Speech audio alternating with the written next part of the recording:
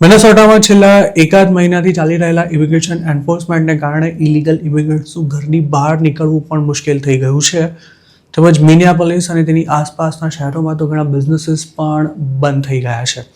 આ જ સ્ટેટમાં એક યુએસ સિટીઝનને આઈસ દ્વારા શૂટ કરી દેવાયા બાદ ભારેલા અગ્નિ જેવી સ્થિતિ પ્રવર્તી રહી છે. તેવામાં ડિપાર્ટમેન્ટ ઓફ હોમલેન્ડ સિક્યુરિટીએ જણાવ્યું છે કે છેલ્લા 5 વીકમાં મિનેસોટામાંથી 2500થી વધુ ઇલીગલ ઇમિગ્રન્ટ્સને અરેસ્ટ કરવામાં આવ્યા છે. DHSના પ્રવક્તા ટ્રિશિયા મેકલાફ્લિને આ અંગે એક ન્યૂઝ ચેનલ સાથે વાત કરતા જણાવ્યું હતું કે અરેસ્ટ કરાયેલા લોકોમાં હત્યા સહિતના ગંભીર ગુનામાં સંડોવણી ધરાવતા એલિયન્સનો પણ સમાવેશ થાય છે. DHSનું એવું પણ કહ્યું છે કે હાલ 1400 જેટલા ક્રિમિનલ એલિયન્સ મિનિયાપોલિસની જેલમાં બંધ છે, પણ તેમની કસ્ટડી આઈસને સોંપવામાં નથી આવી રહી, જેથી આઈસને ઠેર ઠેર તપાસ કરીને આવા ક્રિમિનલ્સને શોધવાની ફરજ પડી રહી છે.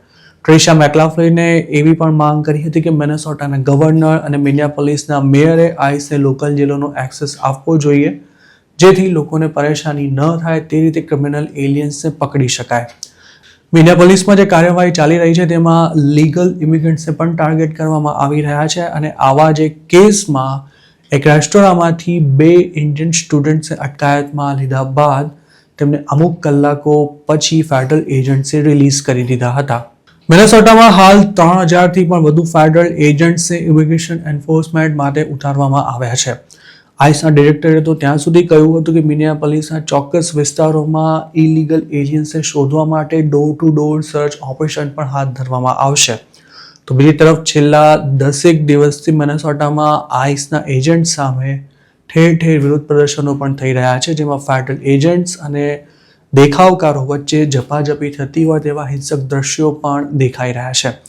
એફબીઆઈના ડિરેક્ટર કેશ પટેલે આ અંગે જણાવ્યું હતું કે આ પ્રોટેસ્ટ અચાનક શરૂ નથી થયા અને જે પણ લોકો અથવા સંસ્થાઓ તેને સપોર્ટ કરી રહ્યા છે તેમની સામે કડક કાર્યવાહી કરવામાં આવશે. મિનિયાપોલિસમાં પ્રોટેસ્ટર્સને કાબૂમાં લેવા માટે ટ્રમ્પે મિલિટરી તૈનાત કરવાની પણ ચીમકી આપી છે. CBSના એક રિપોર્ટ અનુસાર હાલ અલાસ્કામાં રહેલા 1500 જેટલા સૈનિકોને મિનિયાપોલિસ માટે સ્ટેન્ડ બાય રાખવામાં આવ્યા છે. ગત વીકેન્ડમાં પણ આ પ્રોટેસ્ટ ચાલુ રહ્યા હતા, પરંતુ મિલિટરી તૈનાત કરવા અંગે હજુ સુધી કોઈ આખરી નિર્ણય લેવામાં નથી આવ્યો. સ્ટેટના નેતાઓએ પણ લોકોને શાંતિપૂર્વક દેખાવ કરવા માટે વિનંતી કરી છે, પણ ઘણી જગ્યાએથી હિંસાના દ્રશ્યો સામે આવી રહ્યા છે.